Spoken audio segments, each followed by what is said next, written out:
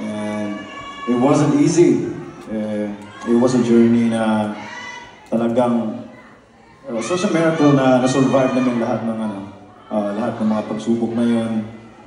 Despite sa mga, you know, like people minamock nila kami, you know, hindi kami tanggap ng music industry before, but we survived. And you know, we almost quit. There were a lot of times that we almost quit because, you know, this thing right here is too fragile, you know. Sobrang, para siyang it's just like a glass, you know. Talagang ang bilis niya basagin talaga eh. Ang bilis niya basagin, sobrang bilis i-build up. Sobrang hirap i-build ng confidence ng isang tao. And then, some people with that tongue, isang word lang, talagang basag siya kaagad eh. So, I just want to tell you guys na pangalagaan niyo yung puso niyo. Pangalagaan niyo yung sarili ninyo. As much as we, you know, take care of ourselves also. And you know, 7 years is not easy. Kahit nga sa relationship natin, di ba, pag mayroon tayong mga karelasyon dyan, mga asawa natin, 7 years na journey is not easy. It's really not easy. 7 years is a really, really long, talaga, mahabang oras, mahabang pasensya, and mahabang pag-uunawa. So, ayun lang naman po ang aking masinsinang advice po. So, let's take care of our mental health, our, you know, puso natin, yan. Let's take care of our hearts. Yan. Sabi ko rin kanina, move with purpose. You know what? We don't always go here. We just wish that you got the message that we're trying to say here on stage. Na earlier we were telling you to cherish your moments, never quit, inspire each other.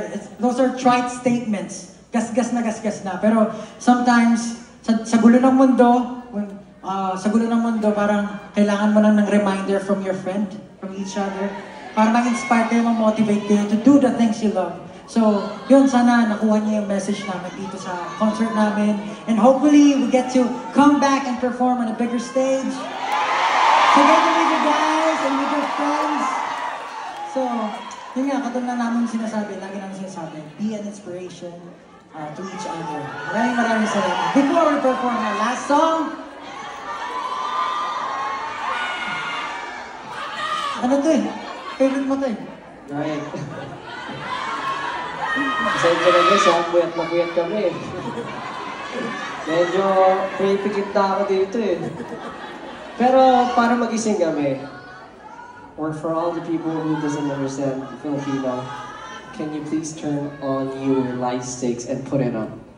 Because we're going to do the Blue Ocean Wave. Do you know what a Blue Ocean Wave is? Is it color blue? No, it's color... Let's get it. Yeah. You can also turn on those can we lights. turn off a little bit of the house lights? A little bit, just a little bit lower. Okay, so what we're going to do is we're gonna do it from the front to the back. Okay, the second floor should participate. And then again. Okay? Put it up, everyone. Come on, put it up. Be proud. In 3, 2, 1, go! Back again! Come on, louder, scream! Come on! Last one! Let's do another one! Okay, that was really great.